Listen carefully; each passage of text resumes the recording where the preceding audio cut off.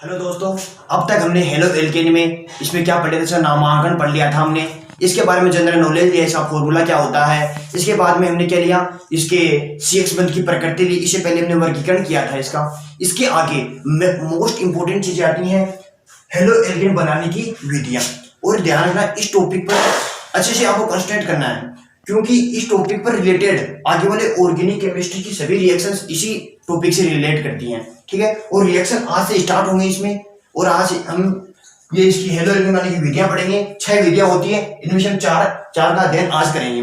दूसरी बात, राजस्थान सरकार ने आज घोषणा की है कि जो 12th क्लास है, 10th क्लास है, उनकी जो बच्चे हुए एग्जाम है वो अगली 7 मई या 8 मई से हो सकती है, इसलिए तैयारी करते रहें। और बहुत से 6-7 स्टूडेंट ऐसे हैं जो मेरे संपर्क में है PR एजुकेशन ग्रुप के, जो मेरे रोज डाउट पूछ रहे हैं। वो अच्छा कर रहे हैं, इस टाइम को अच्छा यूज कर रहे हैं। अगर वो ऐसे करें तो वो अच्छी परसेंटेज 12th क्लास में ले सकते हैं, ठीक है। तो आज हम स्टार्ट करते हैं हेलो एल्केन बनाने की विधियां, जिसमें पहले एल्केनो से, फिर एल्किन से, फिर उनकी अभिक्रिया प्राथमिक एमीन से, एल्कोहल से और हेलोजन विनिमय। ये दो इंपोर्टेंट रिएक्शन है, थोड़ी बड़ी है, तो इनको हम बाद में नेक्स्ट पार्ट में ले लेंगे। इन चार को हम लेते हैं अब। तो इसमें पहला आता है एल्केनो से। तो एल्केनो से किस प्रकार से हम हेलो एल्केन बनाते हैं, तो पहला CH4। तो CH4 क्या होता है, एक एल्केन। CH4 क्या होता है, एल्केन। इसमें मीथेन है, इसको मीथेन बोलते हैं, फिर एथेन, प्रोपेन, ब्यूटेन, इस चलेंगे। तो इसकी क्रिया Cl2 से, किसकी उपस्थिति में, सूर्य के प्रकाश की उपस्थिति में, सूर्य के प्रकाश की उपस्थिति में CH4 से Cl2 की रिएक्शन सूर्य के प्रकाश की उपस्थिति में होती है। इसे HNO भी बोल सकते हैं। तो क्या बनता है, इसको याद करने की ट्रिक बताता हूं मैं आपको, क्योंकि ऑर्गेनिक रिएक्शन से भरी पड़ी है। इसको याद करने के लिए आपको मैं ट्रिक बताता हूं, ऐसा होता नहीं है, बल्कि ट्रिक सिखा देता हूं मैं आपको। देखो CH4 के लिखेंगे आप CH3H, इसे लिख लो इसको, प्लस इसको क्या लिखो, Cl CH3HCl, ठीक है। तो क्या होगा, ये देखो यहां से इसको निकाल दो, आप निकालोगे तो क्या बनेगा, देखो ये क्या बन गया HCl, ये अपना HCl, और यहां पे ये प्रोडक्ट ऐसे वैसे यहां पे इसको, ठीक है, HCl प्लस यहां बनेगा CH3Cl, और ये क्या है CH3Cl। ये तो हमें चाहिए था, ये तो हमें चाहिए था। इसको क्या बोलते हैं, हेलो एल्केन मेथिल क्लोराइड या क्लोरोमेथेन। लेकिन याद रखना, एल्केनो से जब हम हेलो एल्केन का निर्माण करते हैं तो ये एक उपयुक्त विधि नहीं है। और उपयुक्त विधि क्यों नहीं है, उपयुक्त विधि क्यों नहीं है, क्योंकि इसमें क्या होता है, इसमें क्या होता है, इसमें क्या होता है कि ये Cl2 अगर हम अधिक मात्रा में ले लें तो क्या होता है, अधिक मात्रा में लेंगे तो इसे बार बार रिएक्शन करेगा, ये वापस इसे रिएक्शन करेगा। देखो कैसे करेगा, बता देता हूं। CH3Cl बन गया, अब इसी से ये CH3Cl बन गया, इस CH3Cl से वापस क्या करेगा, Cl2 हमारे पास बहुत अधिक मात्रा में है, तो क्या करेगा, CH3Cl से वापस Cl2 रिएक्शन कर लेगा और क्या बना देगा, वापस से HCl निकलेगा। ये तो HCl प्लस CH2Cl2,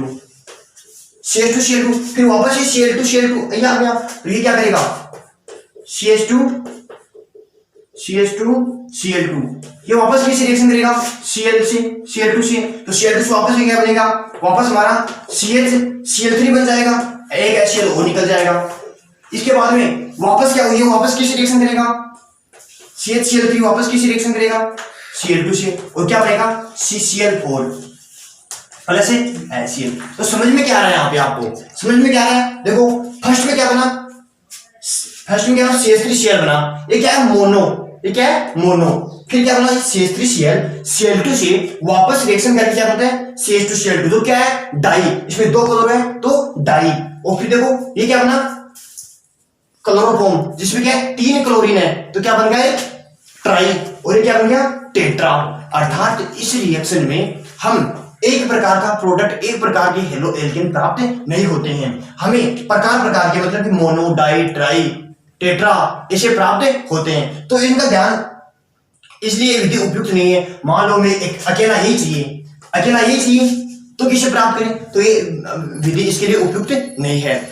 और इंपॉर्टेंट रिएक्शन है, इसको ध्यान रखना, ठीक है। Cl2 यहाँ पे अधिक में लेते हैं अपन, ठीक है।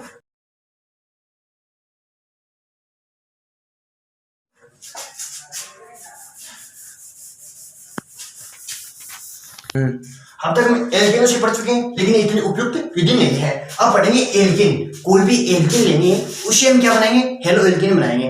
तो एल्केन से बना चुके हैं, इनको याद करते रहना साथ साथ में। एल्केन से बना लिए, अब बनाएंगे एल्केन से। तो एल्केन किस प्रकार की होती है, R C H double bond CH2, ऐसी आएंगी। एल्केन में डबल बॉन्ड तो होना जरूरी है। और आर का मतलब कुछ भी CH3 H और भी कोई भी समूह हो सकता है यहाँ पे, ठीक है। तो हमारी एल्केन हो गई। इस एल्केन की रिएक्शन जब HX नाम से क्या होता है, HX क्या होगा, जैसे HX क्या होता है यहाँ पे हेलोजन,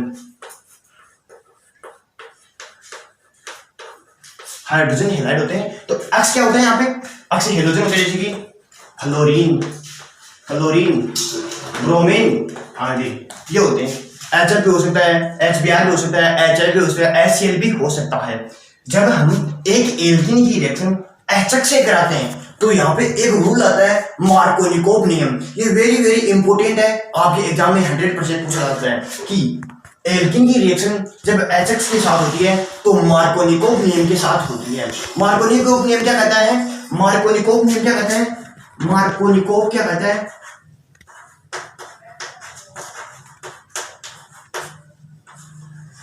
मार्कोनिकोव ने क्या कहा कि जब किसी एल्कीन की रिएक्शन HX के साथ होती है तो वह एल्कीन अधिक मात्रा में बनती है,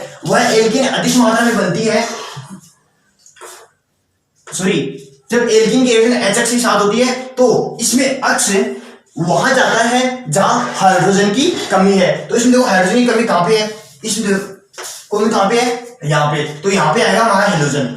अब ये बोल रहे हैं कि इधर भी कभी कमी हो सकती है, तो याद रखना केवल ये हाइड्रोजन और अक्स इन दो कार्बनों में एक ही जुड़ेंगे, द्विआबंधित कार्बन के ही जुड़ने चाहिए।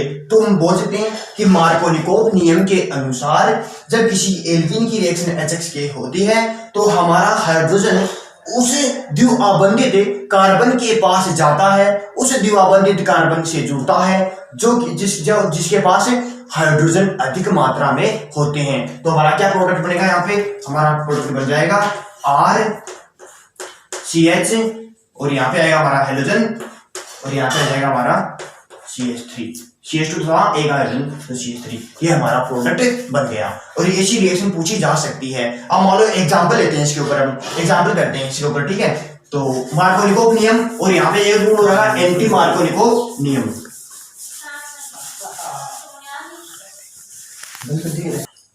जब क्या बोल रहे हो हमारा, हम पढ़ेंगे मार्कोनिकोव नियम से जब एल्कीन की रिएक्शन HX से होती है तो मार्कोनिकोव नियम से भिन्न भिन्न प्रकार के एग्जाम्पल पढ़ेंगे। जैसे कि पहला एग्जाम्पल लेता हूँ, मान लो कोई भी एल्कीन लेनी मैंने, ये ली CH3 CH double bond CH2, ये मैंने कोई एल्कीन ले ली, ठीक है। ये मैंने कोई एल्कीन ले ली, इसकी रिएक्शन किससे होती है, इसकी रिएक्शन जब मान लो HCl लेता हूँ, इसकी रिएक्शन जब HCl से होती है, इसकी रिएक्शन जब HCl से होती है तो क्या बनेगा, हमने पढ़ा है मार्कोनिकोव नियम क्या कहता है कि जब किसी एल्कीन की रिएक्शन HX के साथ होती है तो हाइड्रोजन वहां जाता है जहां हाइड्रोजन की अधिकता है। तो हाइड्रोजन कहां जाएगा, यहाँ पे इस द्विआबंधित कार्बन पर जाएगा। तो हमारा प्रोडक्ट क्या बनेगा CH3 और हमारा Cl यहाँ पे आ जाएगा। ये हमारा प्रोडक्ट बन जाएगा, ठीक है। इस प्रकार से होता है हमारा एल्कीन पर। एल्कीन से हम क्या बना लिया, एल्कीन से हमने हेलो एल्कीन का निर्माण कर लिया। इसके बाद में हम देखें कि अगर इस HCl की जगह हम HBr को दे दें, HCl की जगह HBr को दे दें तो ये HBr HCl HI HF की तरह रिएक्शन नहीं करता है, बल्कि यह एंटी मार्कोनिकोव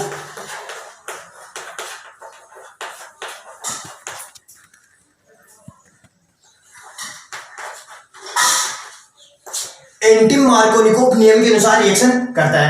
एंटी मार्कोनिकोव, इसका एंटी मतलब उल्टा, तो एंटी मतलब विपरीत मार्कोनिकोव नियम। मार्कोनिकोव नियम क्या कहता है, जब किसी एल्कीन की रिएक्शन HX के साथ होती है तो हमारा हेलोजन उस द्विआबंधित कार्बन पर जाता है, जिस पर हमारा हेलोजन उस द्विआबंधित कार्बन जाता है जिस पे हाइड्रोजन की कमी है। तो यहाँ पे हमारा हेलोजन जाएगा, समझ गए। तो इसमें याद ही रखना ये है, लेकिन HBr इसमें उल्टा करता है। इन सभी में HBr क्या करता है, उल्टा करता है। HBr क्या बोलता है कि मैं वहां नहीं जाऊंगा, मैं तो HBr का तो Br होता है वो बोलता है कि मैं वहां नहीं जाऊंगा जहां CH जाता है। वो कहां जाता है, वो वहां जाएगा जहां पे हाइड्रोजन अधिक है, हाइड्रोजन अधिक है। जैसे कि सपोज ये रिएक्शन ले लूं मैं, CH3 CH double bond CH2 और मैंने यहाँ पे ले लूं Br और Br के यहाँ पे ले प्रोक्साइड, प्रोक्साइड होना जरूरी है, ध्यान रखना यहाँ पे। ये प्रोक्साइड इसको बोलते हैं ROOR, जैसे कि यहाँ पे यहाँ ऐसे भी होता है HOOH, ये भी हो सकता है। जब एल्कीन की रिएक्शन Br से होती है प्रोक्साइड की उपस्थिति में, प्रोक्साइड का फॉर्मूला इस टाइप का होता है, ये होगा। तो क्या होता है, Br बोलता है कि मार्कोनिकोव नियम के अनुसार रिएक्शन नहीं करूंगा, जिसके अकॉर्डिंग करेगा एंटी मार्कोनिकोव, या जिसको बोलते हैं विपरीत मार्कोनिकोव नियम के अनुसार रिएक्शन करता है। तो इसको प्रोक्साइड प्रभाव, क्योंकि यहाँ पे हम क्या लेते हैं प्रोक्साइड, तो इसको बोलते हैं प्रोक्साइड प्रभाव। ठीक है, तो क्या बनेगा यहाँ पे, उसमें क्या बना था, सॉरी यहाँ पे क्या होगा HBr होगा, है ना HBr। तो HBr रिएक्शन करेगा तो वहां पे HCl करता तो क्या होता, हाइड्रोजन वहां जाता जहां पे हाइड्रोजन की अधिकता है, तो हाइड्रोजन कहां जाता, यहाँ जाता। लेकिन ब्रोमीन में हाइड्रोजन यहाँ नहीं जाएगा, कहां पे जाएगा, यहाँ पे जाएगा, क्योंकि एंटी मार्कोनिकोव। तो क्या बनेगा यहाँ पे CH3 CH2 CH2 Br, तो ये एल्कीन बनेगी। समझ में आ गया आपको। इसके एग्जांपल्स आपकी बुक में दे रखे होंगे, और भी बहुत सारे और भी बुक से आप यूज कर सकते हैं। उनके एग्जाम मार्कोनिकोव नियम डेफिनेशन इंपॉर्टेंट है, और एंटी मार्कोनिकोव कौन देते हैं, HBr देता है, एंटी मार्कोनिकोव नियम। इनको आराम से क्वेश्चन कीजिए, और फिर भी कोई डाउट आता है तो आप सभी के पास मेरे नंबर है, आप उनको मेरे से व्हाट्सएप पर क्वेश्चन पूछ सकते हैं। ठीक है, अगला हमारा टॉपिक होगा खुष्टिकर अभिक्रिया। अब तक हमने पढ़ लिया था एल्केन से किस प्रकार से हेलो एल्केन का निर्माण करते हैं, और एल्कीन से किस प्रकार हम हेलो एल्कीन का निर्माण करते हैं। जिसमें एल्कीन से हेलो एल्कीन का निर्माण करने में प्रोक्साइड प्रभाव आता है और एक आता है मार्कोनिकोव नियम। दोनों को अच्छे से एनसीईआरटी बुक से पढ़ना बहुत इंपॉर्टेंट है। फिर भी कोई दिक्कत आई तो मेरे से संपर्क करना। अब आती है लास्ट, इसके बाद में आती है अगली रिएक्शन खुष्टिकर अभिक्रिया। खुष्टिकर अभिक्रिया क्या क्या करती है, इसमें मैं आपको ट्रिक बताऊंगा याद करने की, आप उसी टाइप से याद करके आपको जल्दी याद हो जाएगी, वरना आपको याद नहीं होगी। तो देखो खुष्टिकर अभिक्रिया करती है मोनोकार्बोक्सिलिक। अब कार्बोक्सिलिक का सूत्र क्या होता है, COOH, ये होना चाहिए उसका ग्रुप कार्बोक्सिलिक का। तो मोनोकार्बोक्सिलिक अम्ल के सिल्वर लवण की क्रिया, तो मोनोकार्बोक्सिलिक, मोनो मतलब यहाँ पे एक R होना चाहिए, एक R, मोनोकार्बोक्सिलिक अम्ल के सिल्वर लवण, सिल्वर मतलब की Ag, ये Ag मोनोकार्बोक्सिलिक सिल्वर लवण H को विस्थापित कर देगा और Ag यहाँ पे जाएगा। तो क्या होगा, Ag यहाँ पे आ जाएगा, इसको विस्थापित कर दिया तो क्या हो गया, मोनोकार्बोक्सिलिक अम्ल का सिल्वर लवण। क्या बोलते हैं खुष्टिकर रिएक्शन, क्या बोलती है, मोनोकार्बोक्सिलिक अम्ल के सिल्वर लवण की क्रिया CCl4 की उपस्थिति में कार्बन टेट्राक्लोराइड। क्या होता है, ये तो Br2 हो गया अपना, और यहाँ पे CCl4, कार्बन टेट्राक्लोराइड की उपस्थिति में Br2 से होती है, तो हमारा RBr बनता है हेलो एल्केन, जिसको बोलते हैं प्राप्त होता है। अब प्राप्त कैसे होता है इसको याद करने की ट्रिक बताता हूं। देखो इसको ऐसे लिखो आप, RBr इसको ऐसे लिख दो,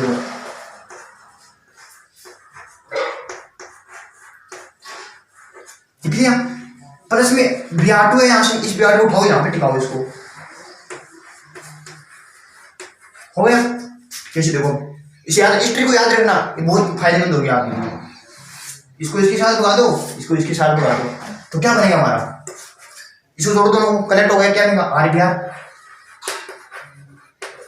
इन दोनों से कनेक्ट हो क्या बनेगा GBr, और यहां से क्या निकलेगी CO2। इसकी डेफिनेशन क्या बनती है, देखो मस्त, इसे बनाएंगे हम डेफिनेशन, याद रखने की जरूरत नहीं है, इस रिएक्शन को याद कर लो, अपने आप डेफिनेशन बना दूंगा मैं, देखना क्या नाम है इसका, खुष्टिकर रिएक्शन। तो ना किसे बोलेंगे अपन,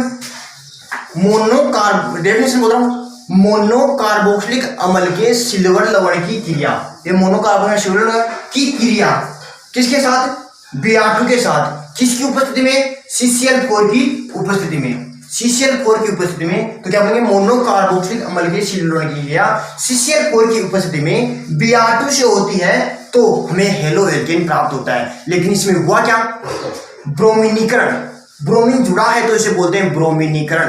क्लोरीकरण में क्लोरीन जुड़ता, लेकिन यहाँ पे होगा ब्रोमीनीकरण। और विकार्बोक्सिलीकरण, विकार्बोक्सिल में कार्बन हटाए, वी मतलब हटना, वियोजन हुआ है उसका, तो विकार्बोक्सिलीकरण मतलब यहाँ पे कार्बन हटाए, मतलब ये CO2 निकली है और ये CO2 ये रही, इसलिए इसे बोलते हैं विकार्बोक्सिलीकरण। और ब्रोमीन जुड़ा है इसलिए बोलते हैं ब्रोमीनीकरण। तो इसका पूरी डेफिनेशन क्या होगी, मोनोकार्बोक्सिलिक लवण के सिल्वर लवण की क्रिया CCl4 की उपस्थिति में Br2 से होती है और इसमें होता है विकार्बोक्सिलीकरण और ब्रोमीनीकरण के द्वारा हमें क्या प्राप्त होता है, ArBr प्राप्त होता है। अर्थात मोनोकार्बोक्सिलिक लवण की क्रिया CCl4 की उपस्थिति में होती है तो ब्रोमीनीकरण और विकार्बोक्सिलीकरण के तहत हमें RBr जिसको बोलते हैं हेलो एल्केन प्राप्त होता है।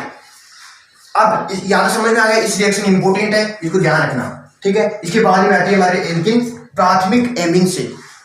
हमने एल्केनों से निर्माण कर लिया, एल्किन से कर लिया, दूसरी का रिएक्शन के लिए मोनोकार्बोक्सिलिक मतलब सिल्वर लवण यूज होता है। अब करेंगे प्राथमिक एमीन से। तो फोर्थ नंबर है प्राथमिक एमीन। प्राथमिक एमीन, प्राथमिक एमीन का सूत्र क्या होता है, 11वीं क्लास में आराम से पढ़ा है। प्राथमिक एमीन, एमीन क्या होता है, NH2 ग्रुप होता है ग्रुप एमीन का, आपने 7, 8, 10, 12 ग्रुप पढ़े होंगे, एल्डिहाइड कीटोन, उसमें एक एमीन भी है, तो एमीन का सूत्र NH2। प्राथमिक एमीन मतलब कि यहाँ पे हमने आ लगा दिया तो हमारा क्या बन गया, प्राथमिक एमीन। ग्रुप NH2 का होता है, एमीन क्या होता है RNH2। प्राथमिक एमीन की क्रिया नाइट्रोसिल क्लोराइड, नाइट्रोसिल क्लोराइड का फॉर्मूला क्या होता है, नाइट्रोसिल क्लोराइड जिसको बोलते हैं टिंडेल अभिकर्मक। बहुत इंपॉर्टेंट है, क्वेश्चन पूछा जाता है इनका, टिंडेल अभिकर्मक का सूत्र लिखो तो ये ClNO, ठीक है। एक नंबर क्वेश्चन बना जा सकता है, टिंडेल अभिकर्मक होता है। प्रश्न बन सकता है टिंडेल अभिकर्मक से आप हेलो एल्किन कैसे बनाएंगे, तो आपको ये रिएक्शन लिखनी पड़ेगी। तो RNH2 यहाँ से क्या बनेगा, जो रिएक्शन देखो अब मैं आपको तरीके से समझाता हूँ कैसे करेंगे। वो ये हमारा ट्रिक है, RN और यहाँ पे S निकाल दो और यहाँ से ये कर दो, ठीक है। और यहाँ पे इसको क्या लिखेंगे मैं, ClN डबल बॉन्ड O, एक क्या हमारा टिंडेल अभिकर्मक क्या है, नाइट्रोसिल क्लोराइड। तो इसको काट दो तो क्या निकलेगा, निकल गया है ये हमारा, ये ले गया तो क्या बन गया HHO मतलब कि H2O, इनको मिला के हमारा, सॉरी इसको यहाँ से तीनों निशान आएगा H, इनको बन गया H2O और यहाँ पे क्या बन गया RCl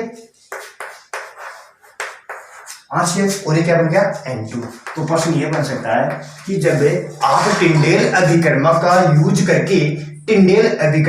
यूज करके प्राथमिक एमीन से रिएक्शन करवाते हो तो क्या बनता है हमारा, हेलो एल्किन बनता है। उसमें कौन सी गैस निकलती है, तो इसमें नाइट्रोजन N2 गैस निकलती है। तो आज तक ये रिएक्शन याद रखना, अच्छी रिएक्शन है। ClNO हमारा टिंडेल अभिकर्मक होता है। इसके साथ बता देना चाहता हूँ, इसके पहले तीसरा पार्ट है, इसके पहले मैंने 2 पार्ट है इस टॉपिक की छोड़ दिए हैं, तो मैं आपको बताना चाहता हूँ उसको आप आराम से देखो, फिर समझ में फिर मेरे से संपर्क करो। मैं आप हर कोशिश करूंगा कि आप तक मैं मेरे सॉल्यूशंस को भेज सकूं, कैसे भी सेंड कर सकूं। तो आप पार्ट 3 है, अगर आपने पहले वाले 2 वीडियो नहीं देखे, कोई नया जुड़ा है तो वो पहले वाले 2 वीडियो देखकर बाद में इस वीडियो देखो, आपके सब कुछ समझ में आ जाएगा।